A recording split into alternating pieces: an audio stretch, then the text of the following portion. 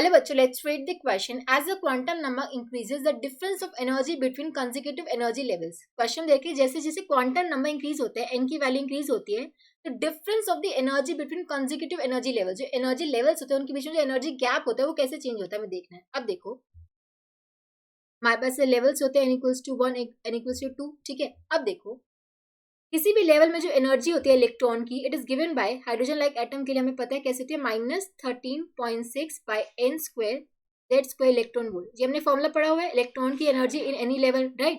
अब देखो, अगर मैं हाइड्रोजन एटम के लिए बात करूँ, जेड की वैल्यू तो हो जाएगी 1.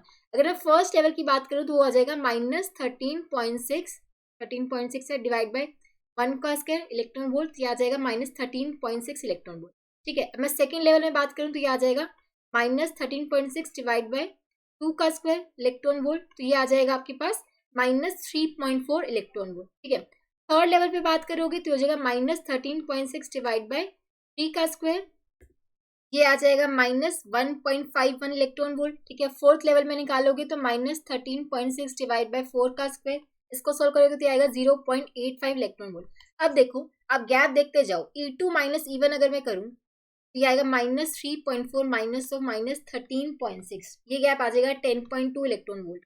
ठीक है, ये n इक्वल्स टू 1 लेवल है, ये n इक्वल्स टू 2 है. ठीक है, इनमें जो गैप है, कितना एनर्जी का गैप है, 10.2 इलेक्ट्रॉन वोल्ट का गैप है. ठीक है, अब मैं E3 माइनस E2 करूँ, अब देखो E3 की वैल्यू कितनी है, -1.51 माइनस ऑफ -3.4. ठीक है, इसका आप डिफरेंस निकालोगे, आपके पास आ जाएगा 1.89 इलेक्ट्रॉन. ठीक है, अब देखो, अब जो थर्ड लेवल और सेकेंड लेवल में जो गैप है कितना है, 1.89 इलेक्ट्रॉन वोल्ट.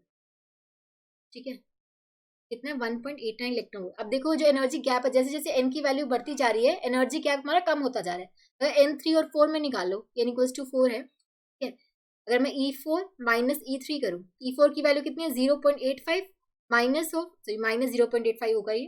ठीक है, यहाँ पे माइनस साइन मैंने गलती से लगाना भूल गई. ठीक है, माइनस साइन भी आएगा, -0.85 माइनस ऑफ E3 की वैल्यू कितनी थी, माइनस ऑफ 1.51. ठीक है, इसका आप डिफरेंस निकालोगे तो ये आ जाएगा आपके पास 0.66 इलेक्ट्रॉन वोल्ट. अब देखो 3 और 4 के बीच में और भी गैप कम आया हमारा, 0.66 इलेक्ट्रॉन वोल्ट.